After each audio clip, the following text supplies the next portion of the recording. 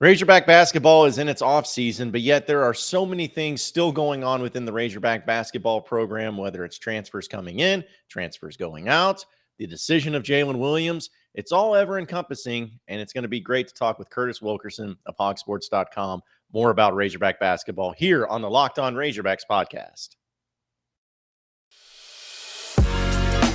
You are Locked On Razorbacks, your daily podcast on the Arkansas Razorbacks.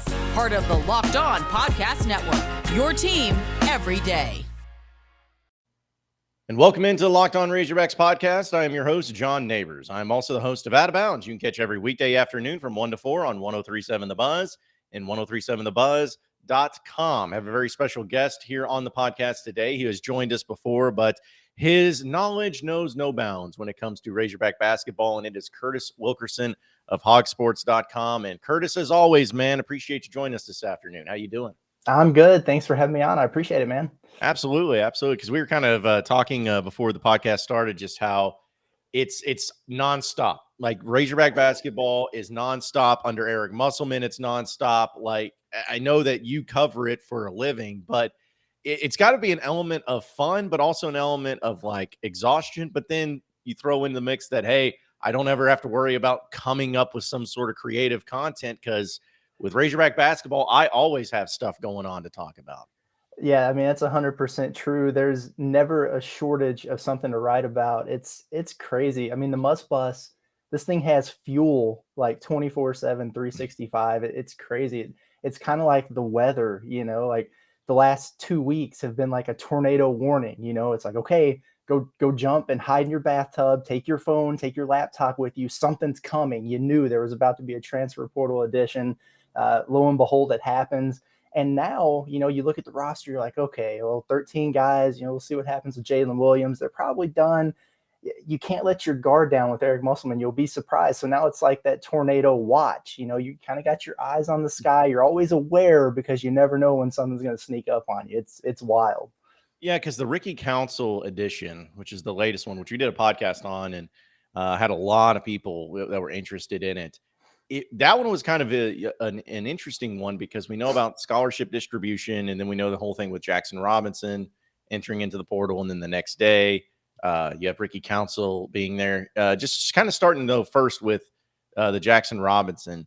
Some people were maybe alluding to the fact that he possibly was asked to leave because of the timing of everything, and also the fact that it was so far after the season had ended that maybe they didn't know exactly what the roster situation was looking like. What do you know about the decision that he made to transfer? And was that something that maybe was a mutual departing between both parties?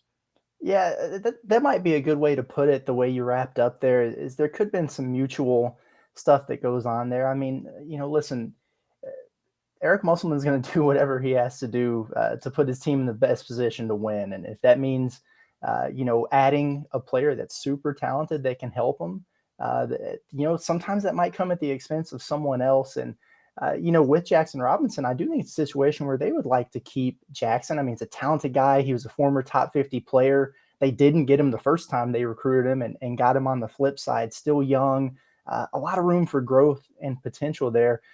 But it could have also been a situation for Jackson where, you get past that May 1st deadline, which didn't matter to him because he had already transferred once.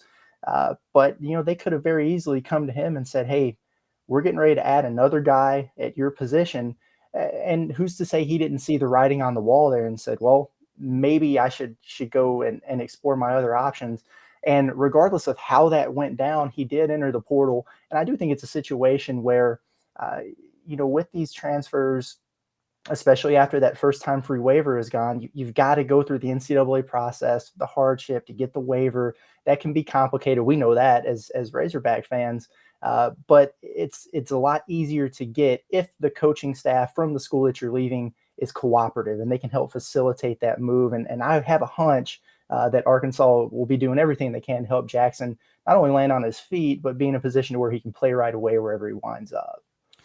And because of that, and with Ricky Council coming in, I guess it's always been looked at by me, at least, for addition by subtraction or however, where if you have someone transfer out, you better get somebody that's just as good, if not better, to come in.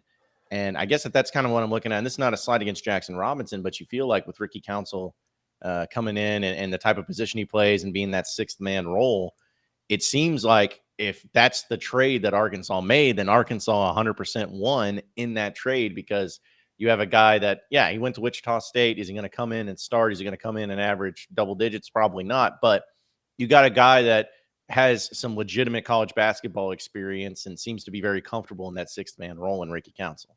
Yeah, absolutely. I think Council checks a lot of boxes for Arkansas. We've known for a while that even after they made their 4 splashes within about a week, right there after the end of the season, they got all the 6'9" plus forwards to kind of solidify the weakness that we saw against Duke. They were kind of getting pounded inside, even with the Jaylin Williams. So took care of that. You looked at the wing and you thought they could use some help there, not because they're not super talented. You got Nick Smith, Anthony Black, Jordan Walsh coming in. I mean, these are McDonald's All-Americans. Those dudes are going to play, right? And you got a Devo Davis coming back. You just feel a little bit better about the situation if you could find a guy to come in with some experience and some production that he could provide. It almost had to be the perfect fit, and I think he's that guy for some of the reasons you mentioned. It's not easy to be a six-man, to come off of the bench and to provide the type of pop and production that a guy like Ricky Council did. We saw what J.D. Note did his first year at Arkansas. That was so critical for that team and the run that they made.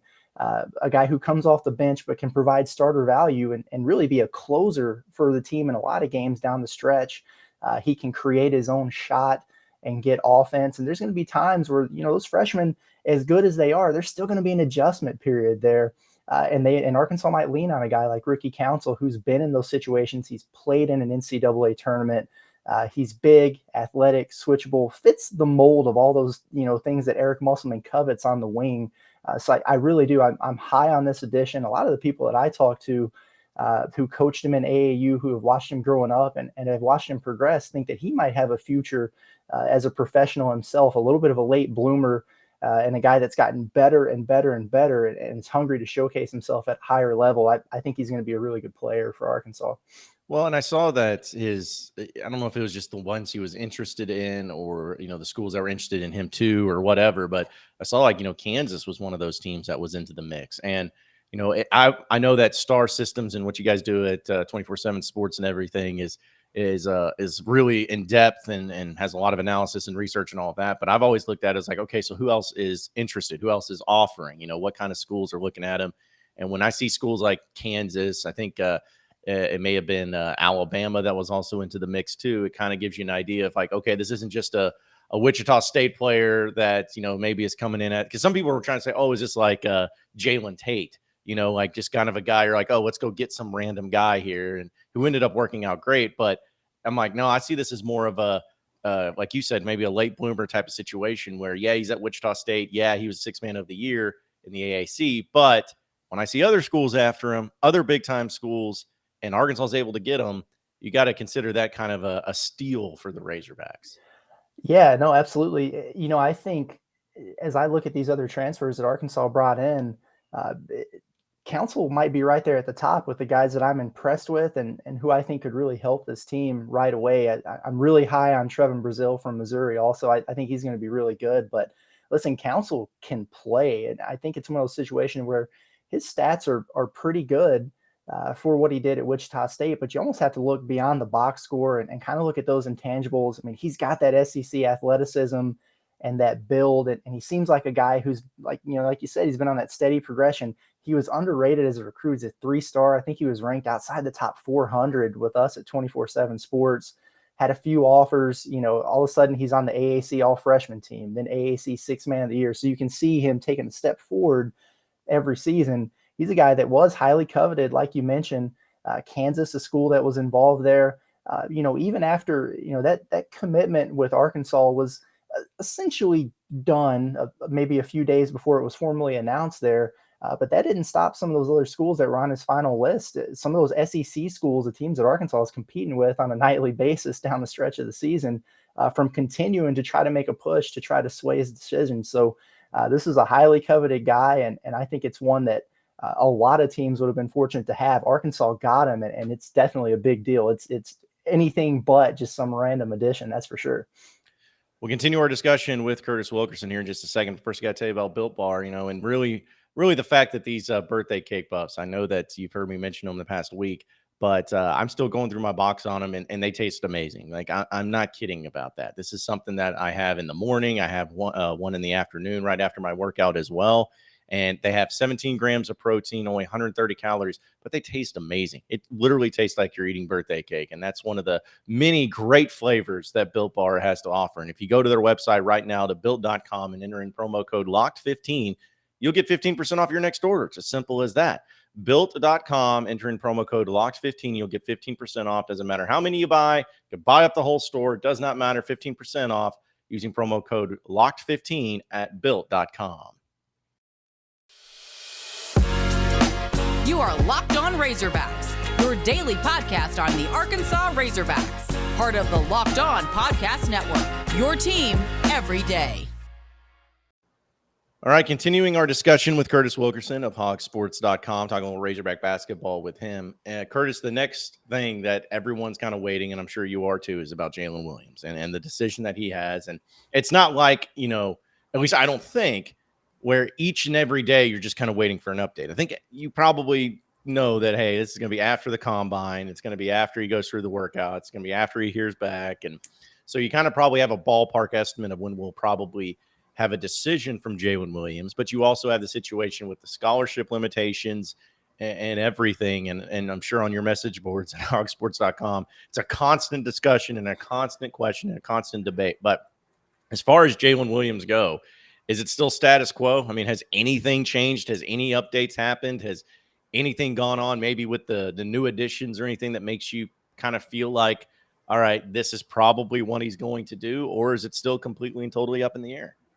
Yeah, no, it's a fantastic question. You're right. I mean, you got a pretty healthy approach there, man. I do wish that our folks on the Razor's Edge message boards would kind of take it the same way, because we talk about it in circles over and over and over. But the reason we do is because it's such a big deal, right? I mean, if Arkansas gets Jaylin Williams back, all that preseason #1 hype, I mean, that is legitimate. So it's an exciting thing to follow, probably stressful for a lot of folks. And, with Jaylin, right now, listen, I don't think that a final decision has been made, and some people feel that way, and I really don't. I think he's approaching this with a lot of maturity, getting all the feedback that he possibly can, keeping those options open, and trying to see kind of where he falls. And I'll be honest, the further along we've got into it, the more I've heard from the different sides. It seemed like as of late, maybe he's leaning towards staying in the draft. If he gets, comfortable with his positioning. And that's what you're trying to determine this week. And that's why this week is so big for him at the NBA draft combine. How does he measure up? What is that real wingspan, his true height, his vertical? Because people talk about, maybe his vertical athleticism from time to time. How does he play in some of those 5-on-5 games with these other guys that he's going to be drafted around? So what can he do for his positioning? Does he, you look at some of those mocks after the lottery last night, 1 million of them came out. And a lot of the most reputable ones have him as a pretty solid mid-second round pick. Well, is that good enough for him? Is he comfortable with that?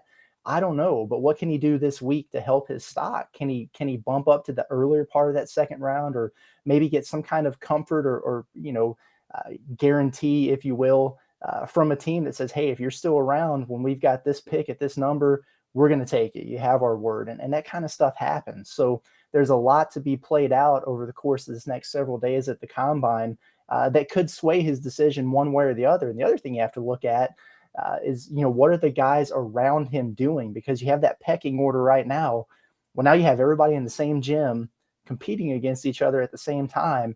And those slots are going to start to move around a little bit. So he can move himself up, or he can be moved down, not even based on what he's doing, but maybe how other guys are playing too. So there's still a lot to go there. But the good thing about it is one, that June 1st deadline is coming up pretty quick. And two, that combine is going to be done by the end of the week. And you'll start to have a really good idea about where these guys are actually going to fall come draft night. And we'll start to see some decisions made pretty quick.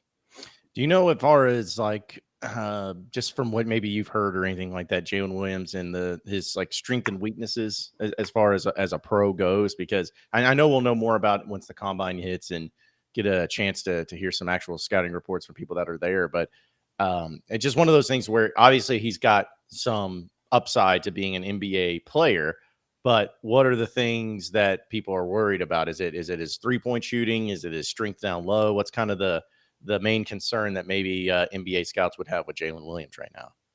It's interesting. You mentioned the 3-point shooting, and I think he shot under 25% from three on the year, but that's actually one of the things that I think some scouts are encouraged with because there's potential there for him to improve on that. And listen, in the modern NBA, you've got to be a floor spacer if you're going to be a big, like, in Jaylin Williams' range there. So I think scouts actually see that and think that they may be able to extrapolate more out of it. And I think there's more there in his jump shot too. I think some of the things you look at is what exact position would he play in the pros? Is he big enough, physical enough to defend an NBA center, the Joel Embiids of the world?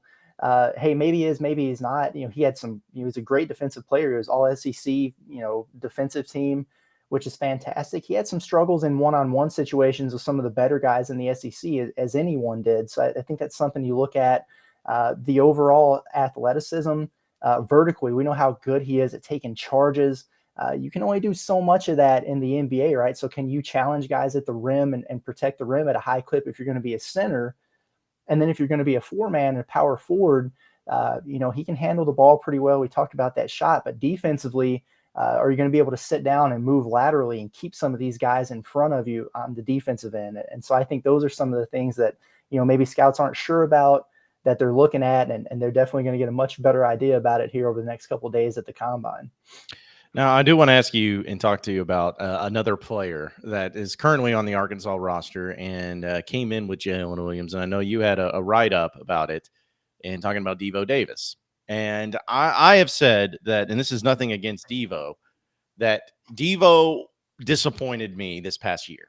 And I don't think that that's, going too far, but it was because of how good he looked as a freshman and the upside that he had as a freshman, just the motor, a guy that really was so integral in the NCAA tournament run Arkansas went on in Muss's second year.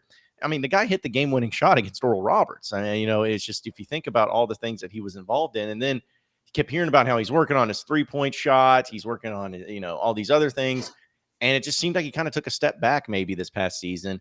Well, next year, it's him.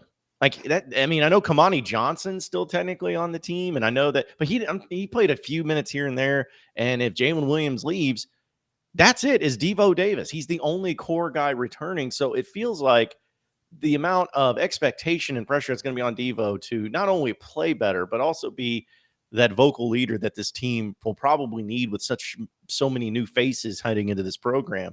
I think that this next season is going to be as big of a year for Devo Davis as he's ever had at Arkansas.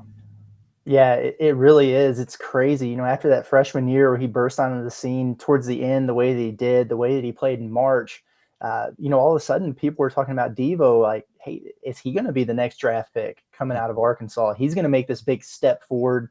He was preseason all-SEC guy. Everybody was expecting a sizable leap from him. And, hey, maybe it was a little bit of a sophomore slump. I know that trying to move him into that point guard position was an adjustment for him and an experiment that I don't know if I necessarily want to call it fail, but it probably didn't work out the way that they wanted it to, right? He did make some strides with his 3-point shot, probably still not quite where he wants it to be, but you're right. It just wasn't quite the same from what we had grown to expect. And, there was a lot of pressure on him going into last season because of the things that we just mentioned. And you're right. There's a lot of pressure going, on his shoulders this season, but it's a different type. It's one thing to be, a veteran, a returner, a leader. It's another thing to be one of only two, if Jaylin Williams stays in the league, one of only two returners and the only guy in the rotation with that kind of multi-year experience in the program. That's a lot to take on. So, he's going to have to bring along the young guys. He's going to have to look at those transfers and say, hey, I've been here long enough to see what Justin Smith and Jalen Tate did and what worked for them, what worked for Stanley Amude, and maybe what didn't work for others. And to get everybody to fall in line, listen, a lot of that's on the coaching staff, right? But a guy like Devo needs to be an extension of the coaching staff on the floor, kind of set the foundation and lay the foundation of expectations that they have in the program as soon as guys get on campus at the end of the month and start summer practice. So That's a lot, and they need him to be good, because if you go back and look at the last 10 national championships, it's one thing I did in that story. Every single one of them, like, they had all the 5-star freshmen and things like that too, but they all had one guy who was a multi-year returner that was in the rotation that made a big time positive impact on the success of that team. There's really, for all intents and purposes, only one guy left who can do that, and that's Devo. So they need him to take a step forward. He won't have, I don't think, the type of pressure on him to be a primary facilitator like he did last year. You got guys who can do that now, and Nick Smith and Anthony Black, but they need production from him. They need him to get back to that, kind of herky-jerky, almost playing with reckless abandon the way that he did. I think that's what made him special, the way that he attacked the rim, some of the chances that he took as a playmaker, and then get back to being that elite defender. We saw it. Mac McClung still has nightmares about it. If he can get back to that on a consistent basis, I think you got a really good thing in Devo. It seems like, his Instagram videos and everything, right? But he's working hard. He seems motivated. I think he kind of looks at this as a redemption opportunity for himself. And if he keeps the right chip on his shoulder, there's no reason why, with his talent, that he can't take that step forward this year that maybe everybody thought he would a year ago. Continue our discussion in the final segment with Curtis Wilkerson here in just a second. But first, I got to tell you about rockauto.com. With the ever-increasing numbers of makes and models, when it comes to your vehicles, it's hard to keep up and go to a chain store, and they have all the parts that you need for your vehicle, especially reasonably priced. But luckily for you, rockauto.com will take care of you, because you can save time and money when using their website. It's a family-owned business serving do-it-yourselfers for over 20 years, and their prices are reliably low for every customer. It doesn't matter if it's a do-it-yourselfer, doesn't matter if you're one of those people that owns a business, a car business, where you have to put parts on your vehicles. It's going to be the same low price no matter what. So go explore their easy-to-use website today to find the solution to your auto part needs. So go to rockauto.com right now, see all the car parts available for your car or truck, and write the Locked On podcast in the How Did You Hear About Us box so that they know that we sent you. Amazing selection, reliably low prices, and all the car parts you'll ever need at rockauto.com. You are Locked On Razorbacks, your daily podcast on the Arkansas Razorbacks, part of the Locked On Podcast Network, your team every day.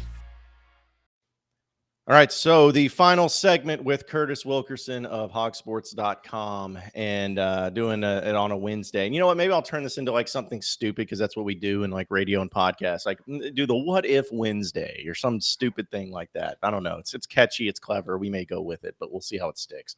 But this was something that I thought about last night when I was just kind of going through and reading some stories and all of that. You talk about the expectation. If Jaylin Williams comes back and Arkansas is a preseason top 2 team, like they'll be right there into the mix, team that has a great chance of winning a national championship. And say if they did, let's just play the what if game. What if in 2023, the Razorback basketball team goes down to Houston and wins the national championship? Go to Elite Eight, national championship. They hang the banner, all of that. First national championship since 94. Arguably the greatest team accomplishment besides maybe the 94. Maybe this one will be a bigger deal. Who knows? But either way, what if Arkansas wins a national championship in basketball? What happens? Like what does that mean for Eric Musselman? What does that mean for Razorback basketball in the future? What does that mean for just the state of Arkansas? Because something like that would have an insanely crazy impact across the board. So I'm asking you, Curtis, what if that happens? What does happen to Muss in the Razorback basketball program? Oh, it'd be incredible. It's almost hard to fathom, the fallout and the aftermath of that. First of all, go ahead and build Muss the statue, give him the lifetime contract. Seriously, whatever it takes to keep the man around. He's trending in that direction anyway with everything he did. But if he was able to get to the Mecca like that, I think you just, at that point, you got to do whatever it takes to make sure he never goes anywhere else as long as he's a coach. For the program, it's crazy. Like, you'd immediately would turn to, recruiting is going to get nuts. It already is. They've got the number 2 class in the country, transfers and high school. So, that can only go up, so much further. But just the overall recognition and what it would do for the brand would be incredible for the state. We know how starved this fan base is for that type of success. It's been a long time.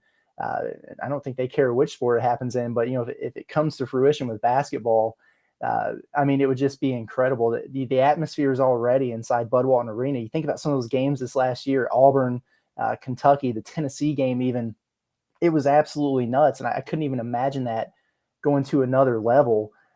And some of those wins are because, well, I mean, the team's got to go out there and play, but the fans had an impact in those games. Sometimes you hear people say, if you're going to go win in Bud Walton Arena, you better be 10 points better than the Razorbacks or whatever. Well, in a lot of cases, that's true.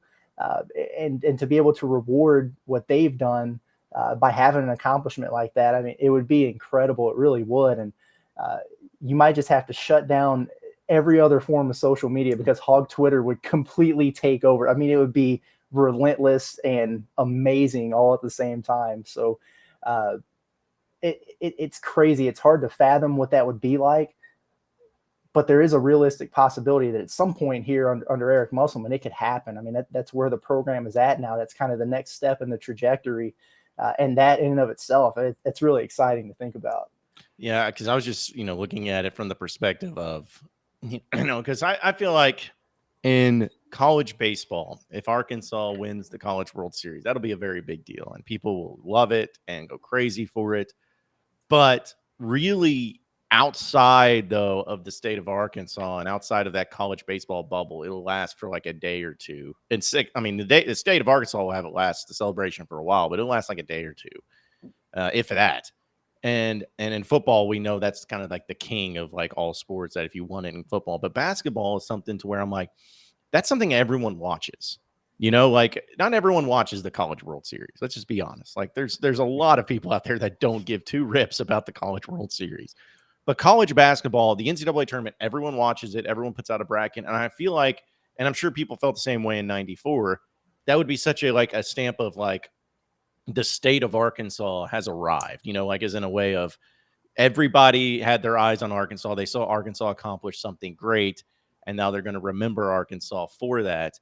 It would be such a sense of pride, I think, for Razorback fans in general, just to have for so long and hold on to. Because, I mean, you know how much people hold on to that 1994 national championship. I mean, people can't even name 4 players on the roster this past year, but they could name every player on that roster down to John Inkskov as the walk-on. Like they could do that. So that was just like something that I thought about, just the matter of the height of excitement and pride that the state of Arkansas would have in that situation. Because I'm not saying that Dave Van Horn can't get it done, because I still think he'll get it done one day. But you're talking about this upcoming season, it being, again, assuming Jaylin Williams comes back, a legitimate reality to where, yeah, Arkansas could win a national championship and at least make it to the Final Four in Houston. I think that's where Razorback fans just kind of, start thinking about what if that happens.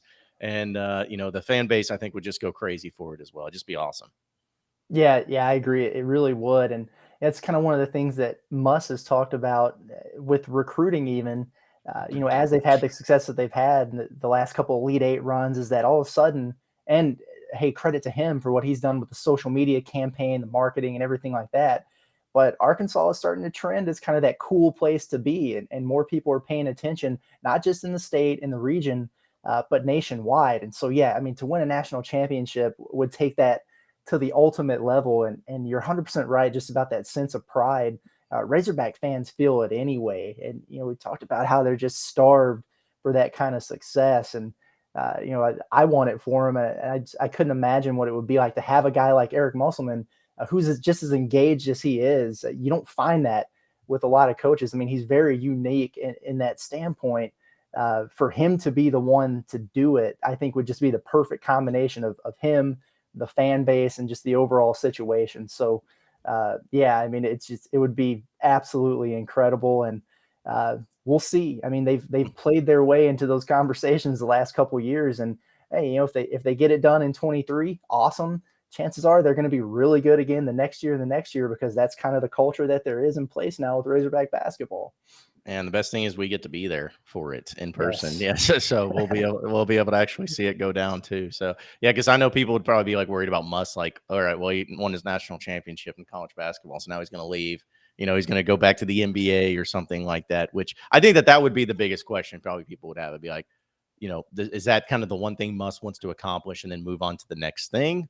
or is it something he wants to sustain for the long haul? Because as you know better than anybody, Muss is a wild card. I have no idea what goes through that guy's mind. So, I mean, I could totally see him winning a national championship and piecing out and going be the Lakers' next head coach, or I could totally see him staying here and saying, hey, I want to keep winning these because these are really fun to have. Like, I don't know what would happen with Muss if he did that. Yeah, 100%. There's no telling. I mean, that's the ultimate goal, right? So once you achieve that, you're right. I mean, you've got one or two options, really. You either try to sustain it and build off of it and create kind of that dynasty, or you go try to start from scratch somewhere, or you talked about the NBA, go somewhere else and do something completely different, or maybe he just goes back to to San Diego and surfs. I mean, he'd be set for life. So who knows? I guess my question would be, would you sacrifice the end of the Musselman era to get that one championship? Yeah. Love the guy, but I probably would. I would. So. Like 100% would. And it's one of those things, like, obviously you wouldn't want him to leave, but it'd be like, right. If you knew, hey, Muss is going to leave after this next season, but he's going to deliver a national championship. I think Razorback fans would be like, okay, we'll find a way, we'll celebrate that because we'll find somebody else, right? But let's just hope that if he does win a national championship, though, he sticks around and wins many more and makes Arkansas into that program that they know that they're capable of doing. So, but either way, it's just fun to be able to talk about here in the middle of May on May 18th about Razorback basketball and national championship aspirations without having people looking at us like we're crazy. So it's awesome. But Curtis Wilkerson, hogsports.com. Always appreciate it, man. Great stuff talking basketball with you. And you do a great job of covering all things Razorback basketball. And I'm sure we'll have you back on whenever Jaylin Williams makes his decision, hopefully here in the next few weeks. All right. Absolutely. Always a good time. Happy to join.